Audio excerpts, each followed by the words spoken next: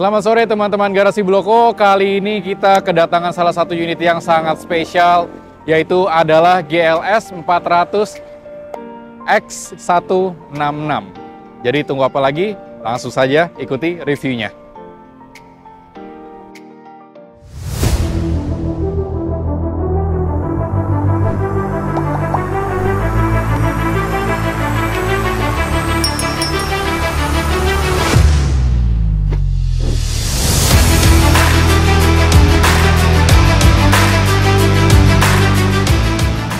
Nah, GLS 400 ini dia tipenya adalah eksklusif.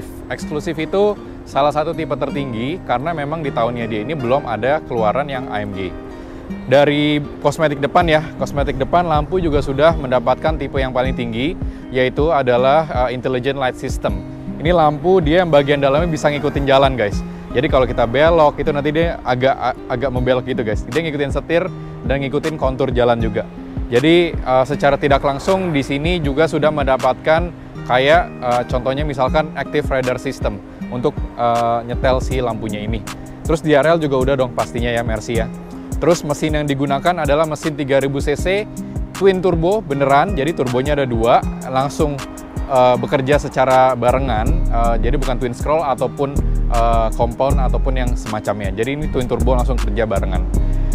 Kita lihat ke samping, ini velgnya juga gede ya, jadi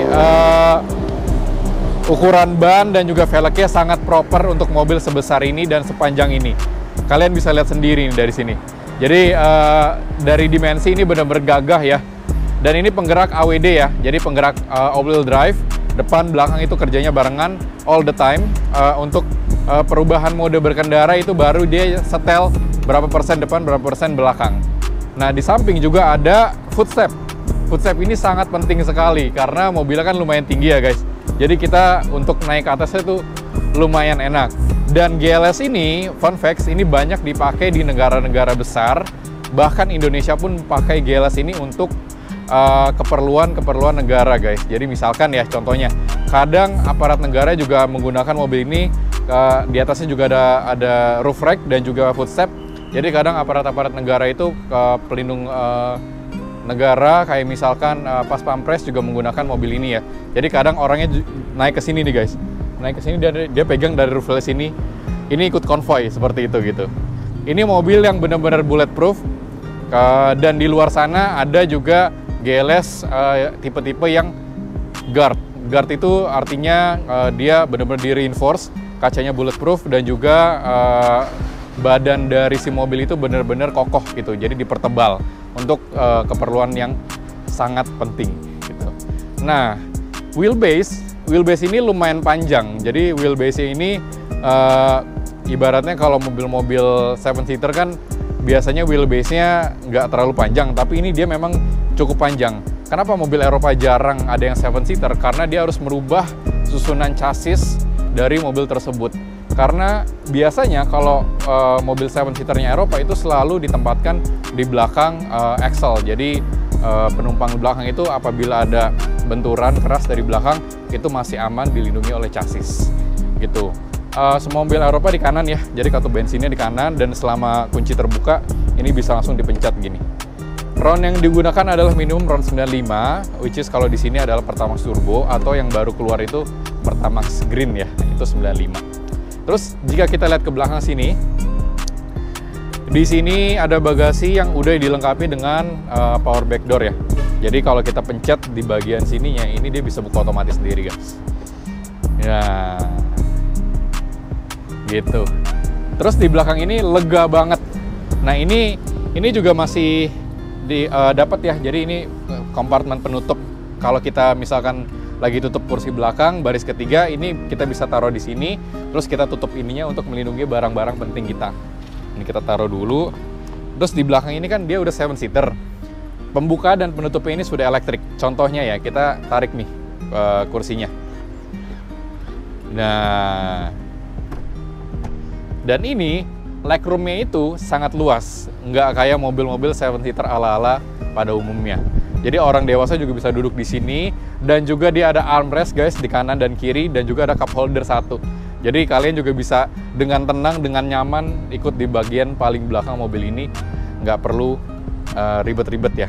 Nah ini sekarang kita tutup kursi bagian belakangnya ya. Kita coba konfigurasi yang misalkan nih, kita masih ada orang di belakang sini untuk duduk, tapi kita juga mau bawa barang banyak gitu. Nah ini bisa kayak gini guys. Ini muat kurang lebih ya kayak 3 koper besar lah. Ini masih muat banget, ditumpuk di sini bisa belakang, terus lonjoran satu ke situ juga bisa. Ini enak banget. GLS 400 itu bener-bener salah satu kasta paling tertinggi di bagian jajaran SUV Eropa guys. Gitu. Tutupnya ini juga udah elektrik ya, jadi enak banget. Nah gitu, ini bener-bener nyaman banget buat digunakan juga, buat harian juga bisa.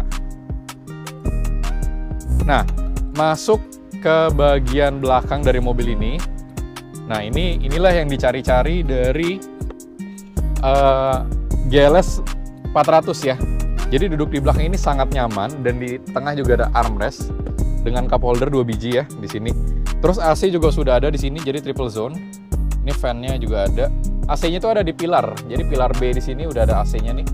Nah, ini juga bisa kelihatan, dan juga di bagian atas plafon sini juga ada AC.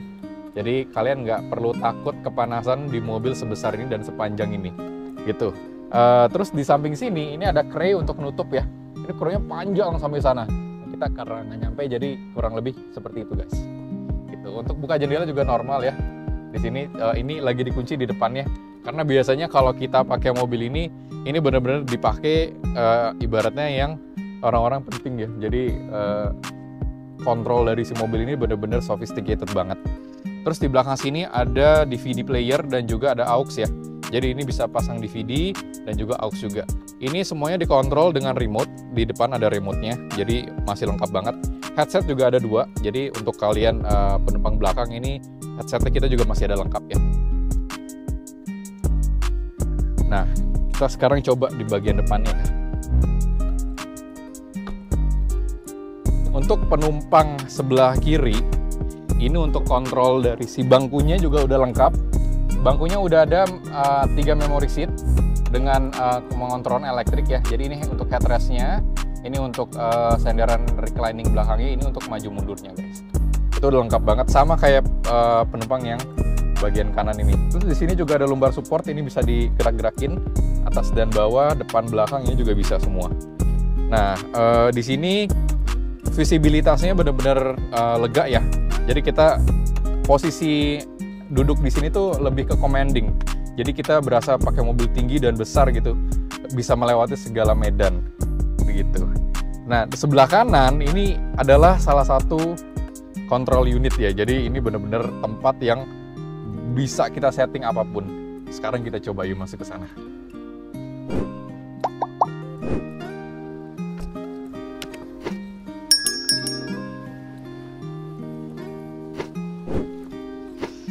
Nah, ini untuk tempat duduk sih bener-bener, wah gagah sih ini guys. Terus pengontrolan setir juga udah elektrik ya. Atas bawah ini udah elektrik semua. Tombol semua udah lengkap, jempol kiri dan kanan, jari 4 jari, pokoknya semuanya ke-occupied. Gak ada benda-benda yang kosong ataupun pencetan-pencetan yang kosong, gak ada guys. Ini benar-benar full spec. Di sini juga ada untuk ngebuka bagasi ya. Ini yang ngebuka bagasi, dan juga ini untuk headrest. Jadi headrest belakang kita bisa turunin dari sini kalau terlalu tinggi. Jadi kita bisa ngeliat ke belakang dengan jelas. Di sini juga ada panoramic sunroof yang bisa dibuka ya. Ini kita buka coba. Nah, ini panoramic sunroof dari depan sampai belakang, ini bener-bener lega banget. Buat mobil kayak gini, buat mobil jalan untuk keluarga sih enak banget sih guys. Terus udah start stop button ya di sini. Jadi tinggal dipencet, ini udah nyala gitu. AC juga udah dual zone di kiri dan kanan, di belakang juga ada, jadi triple zone totalnya. Dan yang paling menarik dari mobil ini adalah odometernya. Kalian lihat sendiri deh sini. Odometernya baru 12.000 miles. Tuh guys. Ini benar-benar rendah banget karena knowing that GLS 400 ini salah satu mobil yang dipakai tiap hari dan juga harusnya odometer itu tinggi banget. Tapi di sini kita memiliki unit yang sangat seger dan juga servisnya masih di bengkel resmi, which is di Mercy Car. Itu Kuningan itu guys. gitu. Jadi benar-benar bagus banget ya unit ini. Kalian bisa langsung datang sendiri. Terus di sini juga ada pedal shift. Jadi kalau kita mau nyetir, nah di sini ini pedal shift ini berhubungan dengan mode berkendara nih guys. Jika kalian lihat di sini nih, ini ada mode berkendara, ada comfort, sport, individual, ada snow dan juga ada gravel di sini. Jadi lengkap semua di sini guys. Ini yang menentukan yang saya bilang tadi, traction control yang diatur berapa persen di belakang, berapa persen di depan gitu. Di sini juga ada DSR dan juga ada bisa naikin airsusnya ya. Jadi bisa ditinggiin lagi. Ini mobil udah tinggi banget guys. Sampai pakai footstep pun masih berasa tinggi, tapi bisa ditinggiin lagi. Jadi kalau kalian yang suka mobil tinggi, ini cocok banget. Terus selebihnya ini masih basic ya. Layar ini udah bisa Apple CarPlay juga. Jadi lengkap. Kalau kalian ada iPhone ataupun Android Auto juga bisa, tapi masih wired ya. Jadi dicolok gitu. Tunggu apa lagi, kita udah nggak sabar nyobain mobil ini untuk test drive. Jadi kalian ikut sih. Thank you.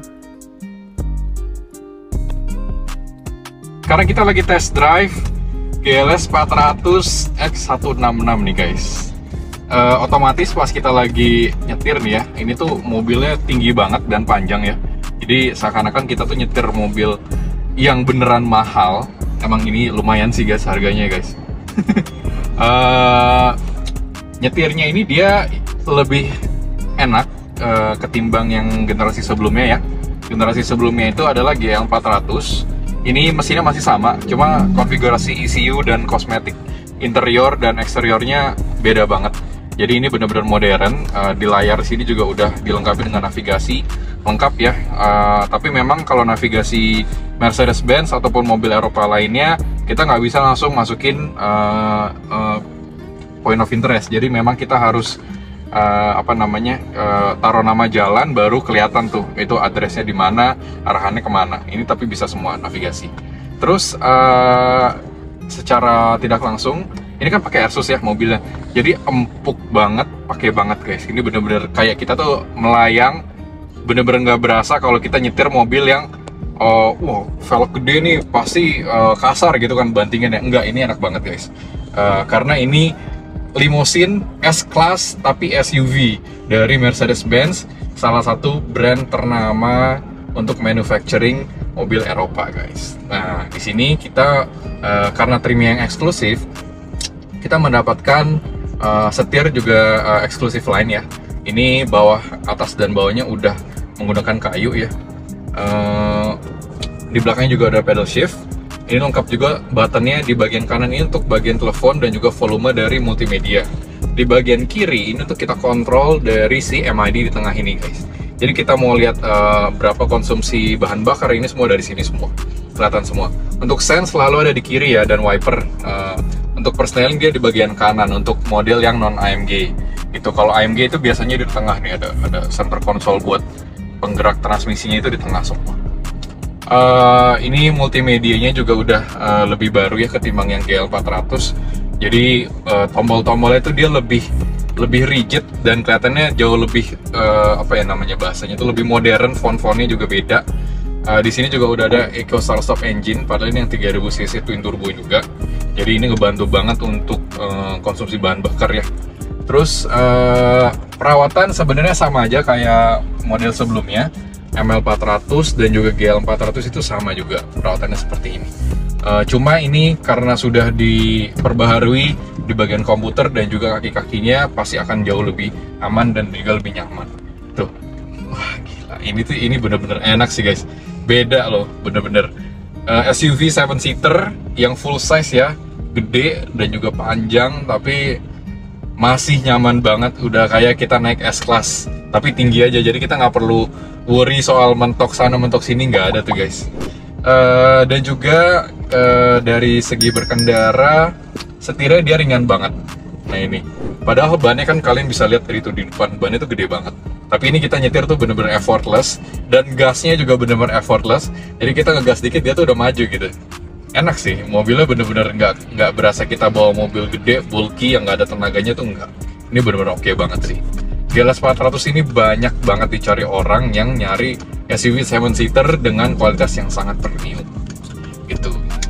Nah ini kita coba nyetir di bagian perkotaan ya guys. Dimensinya walaupun panjang, tapi karena setirnya dia enak, IPS-nya dia juga padat gitu ya, jadi nggak susah belok-belok tuh, gampang banget. Padahal dia AWD. Mobil AWD itu terkenal dengan belokan yang agak lebar radius putarnya, karena semua bannya itu bergerak gitu. Kita akan coba di sini untuk merubah mode berkendara ke, jadi dia ada Comfort, Sport Plus.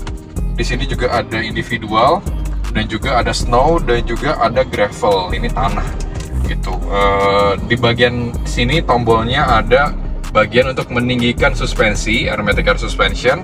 Ada DSR. DSR ini kita kalau mau turun gunung itu ada bahasanya, kalau mobilnya itu hill descent control ya. Nah di sini ada juga, dan di sini ada untuk monitor kendaraan. Jadi kalau kita mau lihat kita di mode apa, ketinggian suspensi seperti apa, angle setir itu berapa, pedal gas itu berapa persen, brake berapa persen, ini bisa kelihatan semua dari sini. Nah ini kalau kita pencet nih ya, dia akan muncul seperti ini. Ini mode berkendara Comfort, suspensinya setinggi apa di bagian kanan ini juga, dan juga ada gas ataupun rem nih. Kalau kita ngerem dia akan menunjukkan itu 10%, 3%. Kalau kita ngegas dia juga nunjukin berapa pedal gas kita. Nah gitu.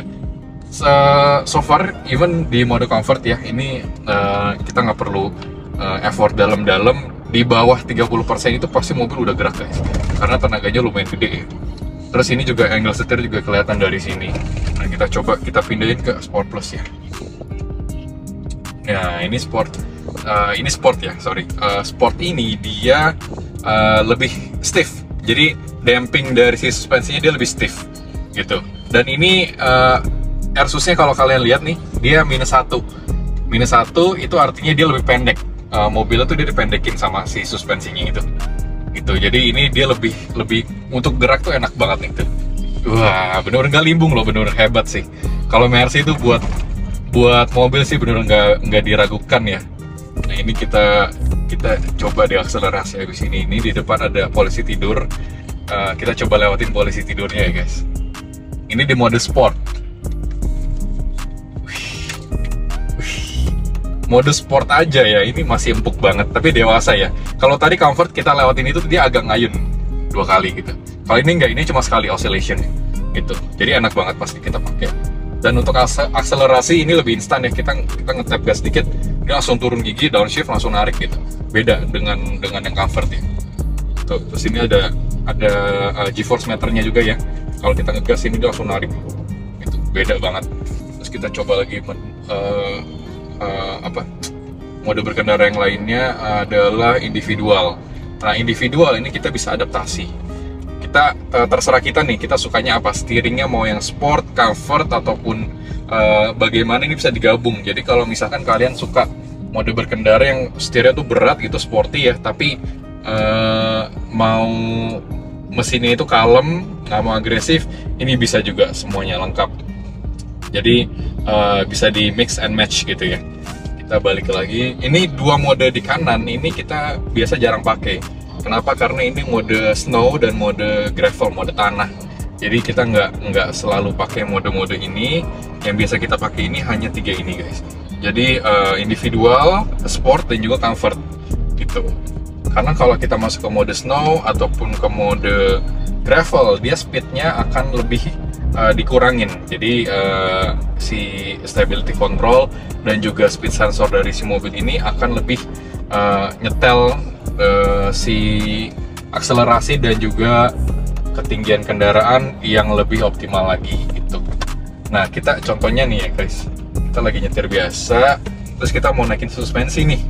Ini kan lagi 0 nih, ini udah balik ke ketinggian standar dari si mobil yang seharusnya. Kita coba naikin nih, rising. Ini dia targetnya di 1 nih. Ini lagi proses naikin. Kalau nanti dia sudah naik, warnanya akan berubah menjadi biru. Itu ini lagi proses naikin, ini lagi rising. Dan biasanya kalau kita mau naik turunin suspensi itu better kita panasin dulu mobil kita guys. Kenapa? Karena Airsus itu menggunakan kompresor. Kompresor dia harus bekerja dulu dengan electrical mobil, dan dia mengumpulkan udara baru dia dipompa ke balonnya itu guys. Jadi kalian panasin dulu mobil kalian, jadi nggak cepat rusak si kompresor itu, nggak terlalu maksa ibaratnya gitu loh. Nah ini kompresor is cooling, nah tulisannya ini kan. Jadi kita abis naikin kendaraan, dia akan berubah menjadi kompresor is cooling seperti itu. Jadi kalau udah sampai di targetnya gitu ya, dia bakal nunggu gitu, bakal nunggu baru dia bekerja lagi untuk mompa lagi ke ketinggian yang seharusnya gitu. Jadi biasanya kalau untuk kita mau ngebantu si kompresor ini, kita harus naikin mobil revnya agak lebih tinggi, terus performanya memang kita nggak bisa nyetir rada nyantai, jadi kita ibaratnya harus building up pressure juga ngebantu si kompresor ini jadi nggak cepat rusak gitu. Nah ini nih kalau mobil-mobil kayak gini ya, biasanya mereka nggak melihat gitu kalau lagi belok. Oke, nah di sini kita mulai masuk ke tempat yang rada macet ya guys. Kita coba lewati.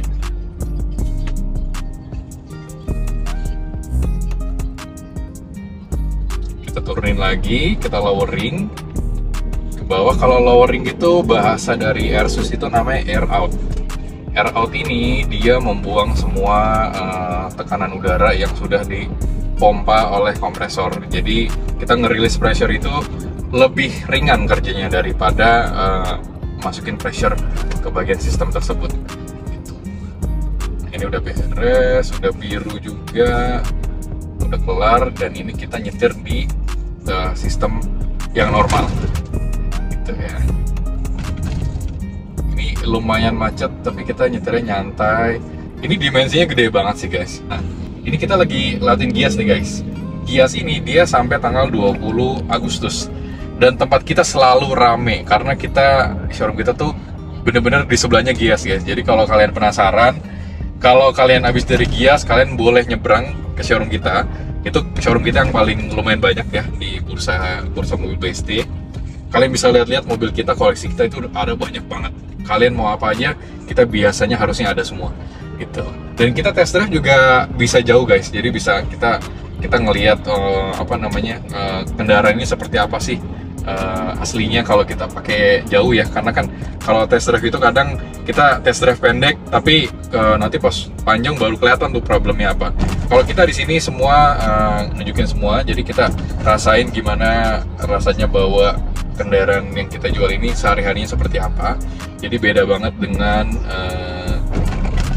kondisi-kondisi yang kita coba dengan waktu yang pendek gitu. Jadi bener-bener berasa kita nyobain mobil gitu loh guys. Sekarang kita akan balik ke showroom karena fitur yang sudah disediakan oleh mobil ini sudah semua kita bahas. Jadi kalau kalian ada pertanyaan, langsung saja datang ke showroom kita ataupun bisa langsung kontak nomor yang ada di bawah ini. Jadi sampai di situ review kita kali ini di GLS 400 ini.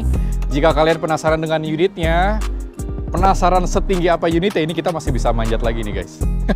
Kalian langsung saja datang ke garasi Bloko, alamat kita di bawah sini di Bursa Mobil BSD, dan nomor telepon kita juga tercantum di bawah sini guys.